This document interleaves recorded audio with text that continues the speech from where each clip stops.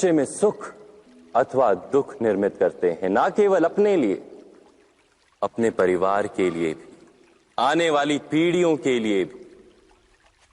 जब कोई दुविधा सामने आती है तो मन नहीं, तो क्या युद्ध से जूझता हुआ मन कोई योग्य निर्णय ले पाएगा?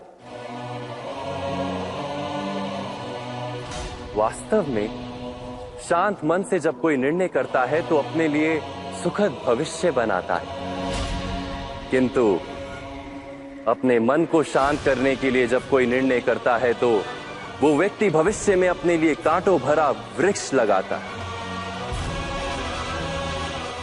स्वयं विचार कीजिएगा।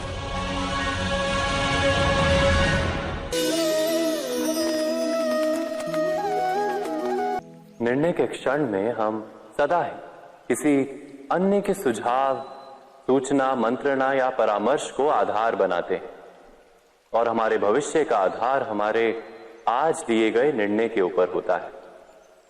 तो क्या हमारा भविष्य किसी अन्य के परामर्श, किसी अन्य के सुझाव का फल है? क्या हमारा संपूर्ण जीवन किसी अन्य की बुद्धि का परिणाम? क्या हमने कभी विचार किया है?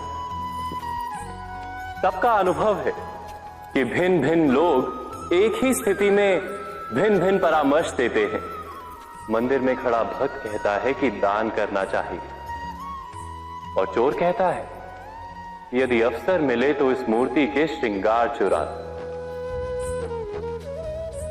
धर्म से भरा हृदय धर्ममय सुझाव देता है और अधर्म से भरा हृदय अधर्म का परामर्श देता है। धर्ममय सुझाव का स्वीकार ही मनुष्य को सुख की ओर ले जाता है, किंतु ऐसे परामर्श का स्वीकार करना तभी संभव होता है जब हृदय में धर्म हो। अर्थात किसी का सुझाव अथवा परामर्श स्वीकार करने से पूर्व स्वयं अपने हृदय में धर्म को स्थापित करना क्या आवश्यक नहीं? स्वयं विचार कीजिए।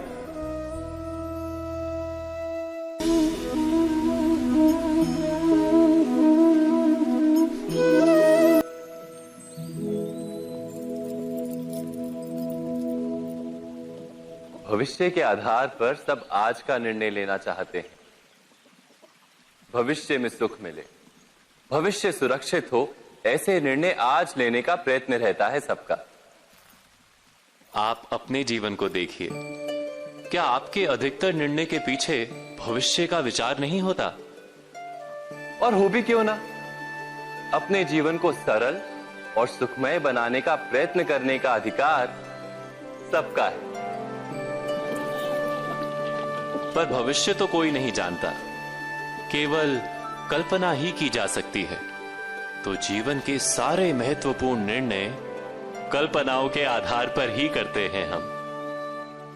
क्या निर्णय करने का कोई तीसरा मार्ग हो सकता है? विचार कीजिए।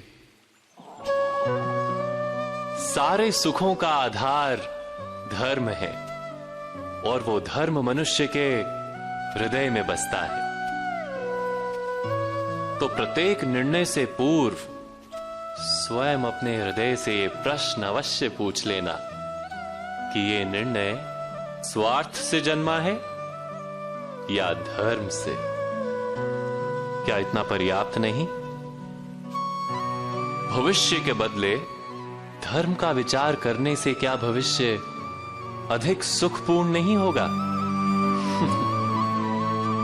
स्वयं विचार कीजिए।